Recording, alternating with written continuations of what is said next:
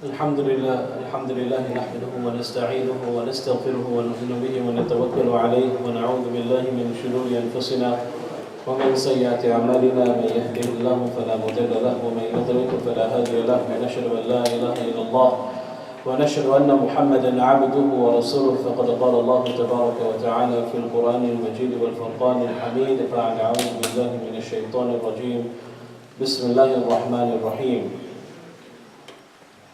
يعتذرون إليكم إذا رجعتم إليهم قل لا تعتذروا لن نؤمن لكم قد نبأنا الله من أخباركم وسيرى الله عملكم ورسوله ثم تردون إلى آخر الآية صدق الله العظيم.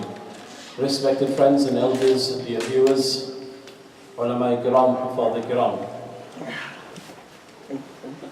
The continuation of yesterday as we spoke about regarding the battle of Tabuk, the expedition of Tabuk. And if you remember, I narrated the incident of a Sahabi by the name of Ka'ab bin Malik radiyallahu anhu and two other genuine Sahabi, Hilal bin Umayyah and Murara bin Rabi'a radiyallahu anhuma. Now, I made mention regarding as to why Ka'ab bin Malik radiyallahu anhu did not participate in the battle. The incident goes further from, he says, a time came where the glad tidings were given to me. And when the glad tidings were given to me, فَخَرُّوا سَاجِدًا, I fell into prostration. Ka'ab bin Malik further on says, I did not know what was the glad tidings, I only knew they were glad tidings. Ka'ab bin Malik radiyallahu anhu sitting on the rooftop of his house, and the Prophet sallallahu alaihi wasallam after Fajr Salah gave the general glad tidings to those individuals. And then the person who called out from the top of his voice, from the top of the mountain and said, Ya Ka'ab Abashir, he came running to Ka'ab bin Malik radiyallahu anhu, and another Sahabi jumped onto the horse and he galloped it as fast as he could, and he came to Ka'ab bin Malik radiyallahu anhu. But as the caller that called out and said, Ya Ka'ab Abashir, when he came to Ka'ab radiyallahu anhu says, I was gripped with happiness. Emotions got the better of me. And in response to that, Ka'ab bin Malik radiyallahu anhu says, here my brother, I give you the garment I am wearing. Ka'ab bin Malik radiyallahu anhu says in the narration, I only owned what I wore. Out of sheer happiness, he gave him the garment that he was wearing. Ka'ab radiyallahu anhu says, Wallahi, what I had, that's what I owned. But the happiness was absolutely amazing. Ka'ab radiyallahu anhu, from then he goes and now he wants to meet Muhammad sallallahu alayhi wa sallam. Talha radiyallahu anhu, the Prophet sallallahu alayhi wa sallam is sitting in the masjid with the other companions surrounding. Ka'ab radiyallahu anhu enters the masjid. Talha radiyallahu anhu goes running and he hugs Ka'ab bin Malik radiyallahu anhu. Ka'ab radiyallahu anhu says, I will never forget that warm hug that Talha radiyallahu anhu gave me at that moment in time. And then Ka'ab radiyallahu anhu comes forward, and then he comes and he sees the Prophet sallallahu alaihi wasallam. And the Prophet sallallahu alaihi wasallam says, Ya Ka'ab Abashir, you know what, Ka'ab, glad tidings. Today is the best day in your entire life from the time your mother has given birth to you. Because the forgiveness is not from the Prophet sallallahu alaihi wasallam. The forgiveness is directly from Allah subhanahu wa ta'ala. Ka'ab radiyallahu anhu, out of excitement, jubilation, it knew no bounds. Ka'ab radiyallahu anhu said, Amin indik, amin indillah. Does this glad tidings come from you, O Prophet, or does it come from Allah subhanahu wa ta'ala? The Prophet sallallahu alayhi wa sallam reassured Ka'ab bin Malik radiyallahu anhu, Ka'ab, no, not from me, directly from Allah subhanahu wa ta'ala. Imagine Allah subhanahu wa ta'ala forgiving you directly from the mouth of Muhammad sallallahu alaihi wasallam. That is absolutely amazing. Further on in tonight's recital, لا تقم فيه أبدا لمسجد أسس على التقوى من أول يوم أحق أن تقوم فيه. The munafiqeen are absolutely clever. They two-face. They say one thing, they do another. So munafiqeen, as the Prophet sallallahu alaihi wasallam, they wanted the Prophet sallallahu alaihi wasallam, so they built a mosque very close by. And they wanted the Prophet sallallahu alaihi wasallam to come and bless the masjid. So as the Prophet sallallahu alaihi wasallam was departing for the battle of Tabuk, for the expedition, they asked the Prophet sallallahu alaihi wasallam that, why don't you come and bless this masjid of ours? But eventually, the Prophet sallallahu alaihi wasallam, yes, on my return I will. Obviously, the Prophet sallallahu alaihi wasallam never wanted to upset anyone. So the Prophet ﷺ, he departed, he won the battle, the expedition was victorious. On their return, Sayyidina Jibreel ﷺ descended from the heavens and informed the Prophet ﷺ, these munafiq, they did not build the masjid out of sincerity, but they built it out of showing off. This way it comes to our Al-Hidaayah foundation. It is built on absolute sincerity. Allah will put barakah inside this place, brothers. Let me tell you that. And we make dua day and night that this masjid will become absolutely full. It will become abad with brothers and sisters coming back and forth. It will be an educational purposes for many and thousands of people who will go back and forth from this place, inshallah. Because if we build the masjid with sincerity, without showing off, without competition, unfortunately today we have become a Muslim nation that we want to compete with one another who has the best mosque, or who has the most expensive carpet, who has the most amazing chandeliers, who has the best calligraphy, and people have now subhanallah, gold and silver, and you have Swarovski diamonds, you name it, it's inside the masajids today. Simplicity based on taqwa, and that's all we want. So these munafiqeen, they wanted to take the Prophet ﷺ to the masjid. But Sayyidina Jibreel descended and told the Prophet ﷺ. So the Prophet ﷺ halted. And the Prophet ﷺ did not enter that masjid. In today's time, if you go to Madinatul Munawwarah, the exact place is a dump yard. The masjid is no more. It's a dump yard where they erected that masjid, the munafiqeen. When you build a masjid not based on taqwa, not based on sincerity, then the masjid will never become populated, but people will never frequent that place. Brothers, go to the places of Spain, wallahi. Tears will come down your cheeks. You go to Masjid of Cordoba, you have many masajid there in Spain. Tears flow. Once upon a time, that was the main place for the Muslim Ummah. Today it is no more. Really, you go there, you'll start crying, tears will flow. Imagine the Ottoman Empire that was ruling at that moment in time. Spain was the head of state. Spain was the head office. Laws would be passed through Spain. That was the last. But you go there, it's absolutely deserted. It's becoming, it is a museum for people to see. They will not even allow you to perform 2 rak'ats in that place. Tears will flow, wallahi. I myself haven't been, but I know brothers who have been, and they said, wallahi, tears will start flowing, because that is rich Islamic history of ours.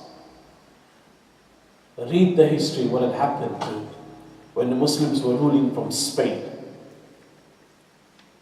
And now the masajids have been turned into churches. Just like the church in this country is being turned into a masajid, which is extremely great. But my concern and worry is Allah may not bring it upon us, inshallah, that a time will come upon this ummah where our masajids are absolutely empty, but they're built on 2-3 million pounds masjid, but the masajids are absolutely empty.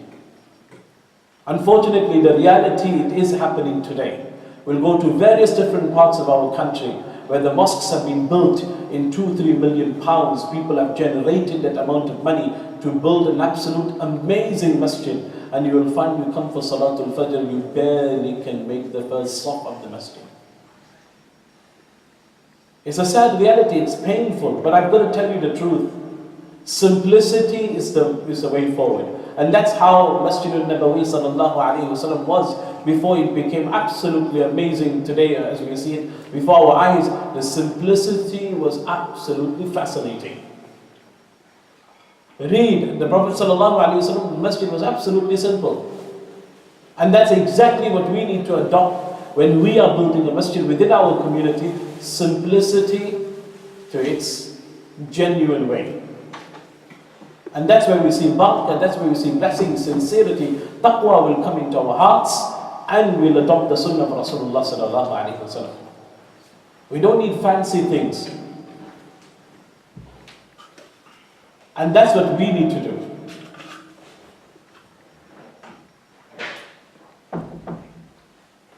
Further on, Allah subhanahu wa ta'ala in tonight's recital spoke about various different injunctions of the Quran as well. Regarding Sayyidina Nuh alayhi salatu wasalam, what happened to his nation as well. وَاتْلُ عَلَيْهِمْ نَبَأَ نُوحٍ إِذْ قَالَ لِقَوْمِهِ يَا قَوْمِ إِنْ كَانَ كَبُرَ عَلَيْكُمْ مَقَامِي وَتَذْكِيرِي بِآيَاتِ اللَّهِ فَعَلَى اللَّهِ تَوَكَّلْتُ فَأَجْمِعُوا أَمْرَكُمْ وَشُرَكَاءَكُمْ. Regarding Sayyidina Nuh alayhi salatu wasalam. Inshallah, I told you with regards to the various different nations, inshallah, I will discuss some tomorrow because it comes in the 12th juz of the Quran, and it will come in the 19th juz of the Quran as well, where we'll speak about the various different nations and exactly what had happened to them and what was the punishment that came upon them as well. So the lessons that we draw from them is so that we don't make the same kind of mistakes like the previous nations. So this is equally important. Now, just like Ka'b bin Malik radiyallahu anhu, now munafiq, in the traits of munafiq as well, he's also been mentioned regarding the traits of munafiq. Their dealing was absolutely obscured. They weren't honest. Munafiqeen, they like to stir up things. They would say one thing, they do another. And that's it. We've got to be very careful that we don't adopt any single quality of a munafiq. Because munafiq are the worst of enemies. You know, if a person says, you know what, brother, I don't like you. At least he's telling you the truth, right? At least he is being honest and he's telling you on your face, brother, I don't like you. But then that brother who says, you know what, me, I love you, my brother. But at the back, he's there stabbing you. That's the worst of enemies. Because on your face, he's telling you, I love you. But behind, he's making sure he's making a lot of dua that he finds an opportunity to make sure he destroys your entire life. That was the munafiq. That's what they used to do. That's what they used to, you know, it's absolutely amazing. Read the seerah. They would come and they would sit in the gathering of Muhammad sallallahu alayhi wa sallam amongst the senior Sahaba, the likes of Umar, the likes of Abu Bakr, Uthman, Ali radiallahu anhu, Abdullah ibn Mas'ud radiallahu anhu. They would sit amongst them. Abdullah bin Ubay bin Salul would be right in front of Muhammad sallallahu alayhi wa sallam. But the Prophet sallallahu alayhi wa sallam, what an amazing character that you'll find that the Prophet sallallahu alayhi wa sallam knew. The Prophet sallallahu alayhi wa sallam, obviously informed by Allah subhanahu wa ta'ala through the medium of Jibreel, that individual, who are the munafiq, the Prophet sallallahu alayhi wa sallam knew. Yet, he did not chase them away from the masjid. The Prophet sallallahu alayhi wa sallam knew that this person is a munafiq, but he did not chase him away from the masjid. So let us not chase anyone because we cannot judge a person's character. Today we become very judgmental as well. We start judging the brother. Oh, you're not reading the Fajr namaz. But how do you know this brother hasn't read his Fajr salah? So all these, don't be judgmental. Look after yourself first. Worry and be concerned about your akhlaq, your character, your mannerism. making sure that you adopt the sunnah of Rasulullah sallallahu alaihi wasallam. That is utmost important. Leave the judging to Allah subhanahu wa ta'ala. Unfortunately, today we like to judge the individual based on the character of the individual, where we have no right for that. And we've got to be extremely careful, because you will hurt that brother, and that brother utters a curse because of your painful words. That curse will definitely come upon you. So we've got to be very, very careful that we do not hurt a single brother, whether it's in Ramadan, whether it's out of Ramadan. We've got to be extremely careful that we do not hurt the next Muslim brother, for that matter, any human being. Now we'll find that many incidents have taken place in the past couple of days, especially in the States, in America, in Orlando. We know what has happened. Now whatever has happened, Islam has been tainted already in the media. But our character is supposed to be absolutely according to Islam. Yes, whatever the brother has done, yes, he may be affiliated out to our religion, but he does not represent Islam on the whole. That's all. You want to see Islam? There are various different individuals you can go and see. That is the Islam that you want to see. Now this brother, he may be part of our religion, yes or no, but he does not represent the Muslims, the entire Muslims of the world, and he does not represent the entire religion, Islam. Because me and you will not behave like that individual. Me and you will not have the same characteristics as that individual, but we are different. And that's what makes us absolutely unique. Each one of us are different from one another, and we are equally unique from one another. And coming together, that's what unites our hearts together. And that's why we become as one, and that's the reason why in the month of Ramadan, you'll find that everybody is fasting. That is uniting. Everybody is performing Taraweeh Salah. That is called uniting. Everybody is doing suhoor. Everybody is doing iftar. That is called uniting.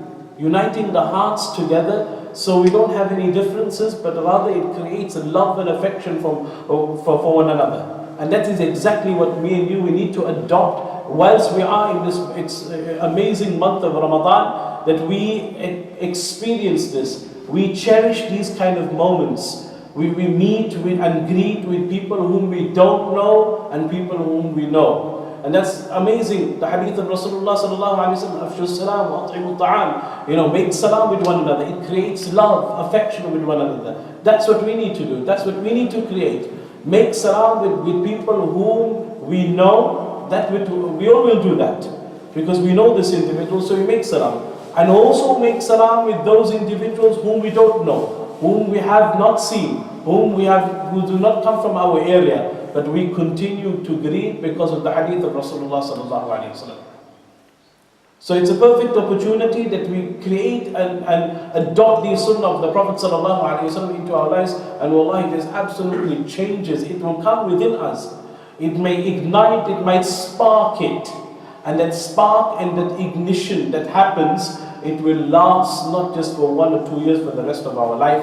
And that's the dua that we continuously make, that we make dua to Allah subhanahu wa ta'ala. Number one, that when He ignites that spark in the month of Ramadan, that spark should not just remain for the next 20 days, but it should remain for the rest of our life, because that's what makes us absolutely amazing human beings, is that we care for one another, we love one another, and we at the same time interact with one another, irrespective. Today, interaction is important.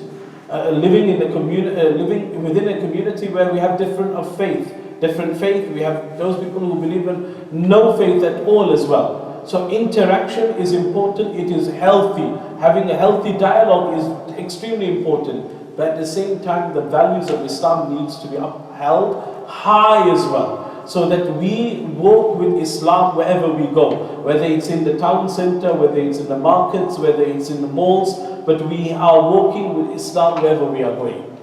And that's what makes us absolutely amazing. So we make dua to Allah subhanahu wa ta'ala that He gives us a true understanding of deen, and He gives us the ability to make amal on the sunnah of Rasulullah sallallahu alaihi wasallam. You may be asking, why am I stressing on the fact of sunnah? Because sunnah is something where we discard it the moment we just say the word sunnah. So the reason why I'm stressing it, so we need to adopt it into our lives and start off by the very same. And I said the first, if you recall correctly, regarding the miswak, that is the sunnah of Rasulullah sallallahu alaihi wasallam. Adopt that, inshallah, that will be the first one, and then increase it as we go along. وآخر دعوانا الحمد لله رب العالمين سبحان الله وبحمده سبحانك اللهم ونشهد أن لا إله إلا أنت نستغفرك ونتوب إليك.